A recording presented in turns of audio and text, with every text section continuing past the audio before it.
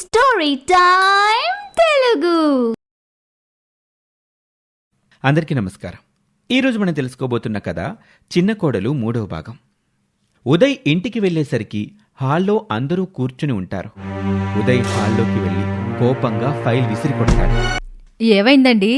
ఎందుకంత కోపంగా ఉన్నారు? జరిగిన విషయం భార్యకు చెప్తాడు ఉదయ్. చూశారత్తయ్య, మీ చిన్న కొడుకు కనీసం తోడబుట్టిన అన్నాన్ని కూడా చూడకుండా ఎలా ప్రవర్తించాడో. అయినా అసలు వీడికి నిజాయితీ అని ఈ దరిద్రం ఎలా అంటుకుందో నాకు అర్థం కావడం లేదని మీరలాగే వదిలేస్తే కుదరదత్తయ్య. మీ చిన్నబ్బాయి వచ్చాక కాస్త గడ్డి పెట్టండి, వాడిని ఇంటికి రానివ్వండి, వాడి సంగతి చెప్తాను. ఉదయ్ ఏడుస్తున్నట్లు నటిస్తూ, అమ్మా, నేనిప్పటి వరకు సంపాదించింది మొత్తం ఈ ల్యాండ్ పైనే పెట్టాను. ఇప్పుడు ఆ ల్యాండ్కి పర్మిషన్ రాకపోతే నేను ఆత్మహత్య చేసుకుని చచ్చిపోవడం తప్ప వేరే దారి లేదు. ఏమిట్రా మాటలో? మరి ఇంకేం చేయమంటారు అత్తయ్య గారు? మీ చిన్న అబ్బాయి వల్ల చివరికి మాకు ఆ గతే పట్టేలాగుంది. మీరు లేనిపోయిన ఆలోచనలు పెట్టుకోకండి. వాడొచ్చాక నేను మాట్లాడి ఎలాగైనా ఒప్పిస్తానుగా, నా మాట నమ్మండి. ఆఫీస్ అయిపోయాక నేరుగా ధరణి వాళ్ళ కంపెనీ దగ్గరికి వస్తాడు ఆదిత్య. ఆదిత్యని మేనేజర్ సునందకి, కొలీగ్స్కి పరిచయం చేస్తుంది ధరణి. ఆదిత్య గారు, యు ఆర్ రియలీ గ్రేట్. కట్నం తీసుకోకుండా మా ధరణిని పెళ్లి చేసుకున్నందుకు. ఇందులో పెద్ద గొప్పే ఉందండి. భార్యకి భర్త ఎంత అవసరమో భర్తకి భార్య కూడా అంతే అవసరం. ఇద్దరిలో ఏ ఒక్కరు లేకపోయినా సంసారం పరిపూర్ణం అవ్వదు. చాలా బాగా చెప్పారు మిస్టర్ ఆదిత్య. అందరూ మగవాళ్ళు మీలాగా ఆలోచిస్తే బాగుంటుంది. అలాగని తప్పంతా మగాళ్లదే అని అనలేం మేడం. ఈ రోజుల్లో చాలామంది ఆడపిల్లల తల్లిదండ్రులు కట్నాలు వాళ్ళ ఇష్టపూర్వకంగానే ఇస్తున్నారు. అదొక ఫ్యాషన్ అయిపోయింది. అంతేకాదు, మా కూతురికి అంత కట్నం ఇచ్చాం, ఇంత కట్నం ఇచ్చామని తెగ గొప్పలు పోతారు. అదేదో స్టేటస్ సింబల్లాగా. మీరు చెప్పింది కూడా నిజమే ఆదిత్య గారు. ఎక్కడి వరకు ఎందుకు, అలా నా విషయంలోనే జరిగింది. పైగా ఈ రోజుల్లో కట్నం లేకుండా ఎవరు పెళ్లి చేసుకుంటున్నారని ఆడపిల్లల తల్లిదండ్రులే కట్నం అడిగే వాళ్ళని సమర్థిస్తున్నారు. అదేమంటే ఆ అమ్మాయి సంతోషం కోసమే కదా అల్లుడు కట్నం అడిగేదని పిల్ల తల్లిదండ్రులే నమ్ముతున్నారు. మగాడు ఆఫీసులో కష్టపడుతుంటే ఆడది వంటింట్లో కష్టపడుతుంది. మగాడి కష్టం సంపాదన రూపంలో కళ్ళకి కనిపిస్తుంది. కాని ఆడదాని కష్టానికి ఏ జీతమూ ఉండదు. అలాంటప్పుడు మగాడికి కట్నం ఎందుకివ్వాలి? భార్య ఇంట్లో చేసే కష్టానికి లెక్క కట్టే జీతం ఇవ్వాల్సి వస్తే భర్త సంపాదన కూడా సరిపోదు. బాగా చెప్పావు ధరణి. సరే, ఇక మనం బయలుదేరదామా? అలాగేనండి. ఇద్దరూ బైక్ పై ఇంటికి బయలుదేరుతారు. దారి మధ్యలో ఆదిత్య, ఇంట్లో ఏం గొడవ జరిగినా నువ్వు సైలెంట్గా ఉండు, కోపం తెచ్చుకోక ధరణి. అయినా గొడవెందుకవుతుందండి? ఆఫీస్లో తనకి తన అన్నయ్య ఉదయ్కి మధ్య జరిగిన విషయం చెప్తాడు ఆదిత్య. అలాగేనండి. ఇద్దరూ ఇంటికి చేరుకుంటారు. అందరూ హాల్లో ఉంటారు. వచ్చారా? మీకోసం ఎదురు చూస్తున్నాం. ఏమిట్రా నువ్వు చేసిన పని? వాడేదో రేటు తక్కువ వస్తుందని భూమి కొన్నాడు. ఇప్పుడు నువ్వు గాని ఆ సంతకం బిట్టించకపోతే వాడి జీవితాన్ని నాశనం చేసిన వాడు అవుతావు.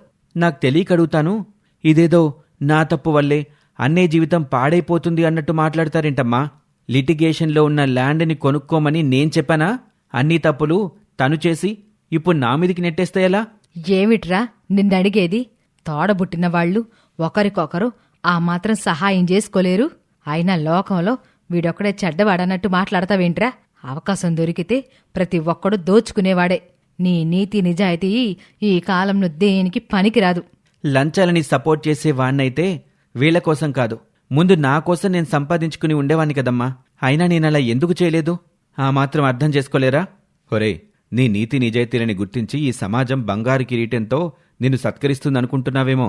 అలా ఎప్పటికీ జరగదు, గుర్తుంచుకో. నేను ఎవరి నుండో ఏదో ఆశించి అలా ఉండటం లేదు. నా మనస్సాక్షి కోసం పాటిస్తున్నాను. నా సెల్ఫ్ సాటిస్ఫాక్షన్ కోసం నిజాయితీగా ఉంటున్నాను. అది మీకు ఎంత వివరించినా అర్థం కాదులే అన్నయ్య. తోడబుట్టిన అన్న చావు తప్ప వేరే దిక్కు లేదంటున్నా కూడా నీ మనసు కరగడం లేదంటే నీది మనసు కాదు, బండరాయి మరిది గారు. చూడండి వదినా, మీకు కావాలంటే నా సంపాదన మొత్తం ఇస్తాను. అంతేకాని నా విలువల్ని మాత్రం నేను ఎట్టి పరిస్థితుల్లోనూ వదులుకోలేను. అవినీతికి పాల్పడ్డం కానీ, అవినీతి చేసే వాళ్ళకి సపోర్ట్ చేయడం కానీ ఎప్పటికీ చేయను. ఇతనికి తన తోడబుట్టిన వాళ్ళు ఏమైపోయినా పర్వాలేదు కానీ తన విలువలకు మాత్రం గండి పడకూడదు. చీచీ, మీరు ఏ జన్మలో ఏ పాపం చేసుకున్నారో ఇలాంటి వాడికి తోడబుట్టారు అని భర్తతో అంటుంది మాలిని. అదంతా వింటున్న ధరణి సైలెంట్గా జరిగేది చూస్తూ ఉంటుంది. ఏం చేస్తానే, అంతా నా కర్మ. ఇంకొక క్షణం కూడా ఈ ఇంట్లో ఉండడానికి నేను ఒప్పుకోను. పదండి, మనం వెళ్ళి వేరే కాపురం పెడదాం. అవునే, ఇన్నాళ్ళు నా తమ్ముడు అనుకొని కలిసున్నాను చూడు. అదే నేను చేసిన తప్పు. పద, ఇప్పుడే వెళ్ళిపోదా. ఓరే పెద్దోడా, ఏమిట్రా ఆ నిర్ణయం? చూడండి అత్తయ్య, మీ చిన్నబ్బాయిని ఒప్పించలేని మీరు మమ్మల్ని ఆపడానికి మాత్రం ప్రయత్నించకండి. వీడి మోహన్ చూస్తూ నేనిక్కడుండలేను. ఒరేయ్, నువ్వు సంతకం పెట్టించకపోతే నాకు దిక్కులేదనుకుంటున్నావేమో. నా ఇన్ఫ్లుయెన్స్ ఉపయోగించి సంతకం ఎలా పెట్టించుకుంటానో నువ్వు చూస్తూ ఉండు. ఓరే చిన్నోడా, మీ అన్నయ్య వెళ్ళిపోతానంటున్నాడు. వెళ్ళివాడిని ఆపరా, సంతకం పెట్టిస్తానని చెప్పరా. ఆదిత్య మౌనంగా ఉండిపోతాడు. ఉదయ్, మాలిని పిల్లలతో సహా సూట్ కేసు తీసుకుని ఇంట్లోంచి వెళ్ళిపోతాడు. ఈరోజు అన్నయ్య వరకు వచ్చింది, రేపు నా వరకు కూడా వస్తుందిగా. అందులో అనుమానమేముంది? చేతులు కాలాక ఆకులు పట్టుకోవడం దేనికి? ముందుగానే జాగ్రత్త పడ్డం మంచిది.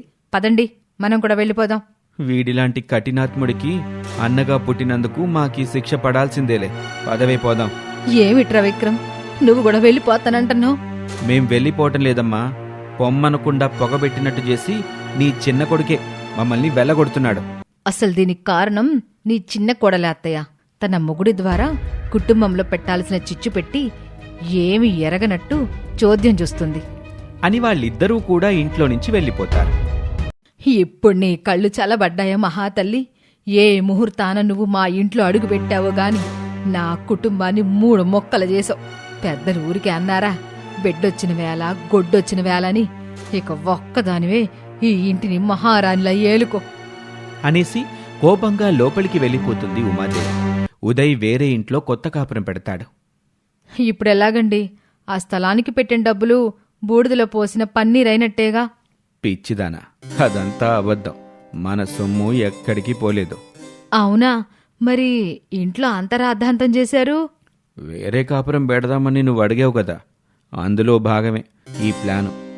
మన మీద అమ్మకి అనుమానం రాకుండా దీన్ని అడ్డం పెట్టుకుని మా తమ్ముడి మీద తప్పేసి మన ప్లాన్ని సక్సెస్ చేశాను. అంటే ఆ ల్యాండ్ విషయం అబద్ధమా?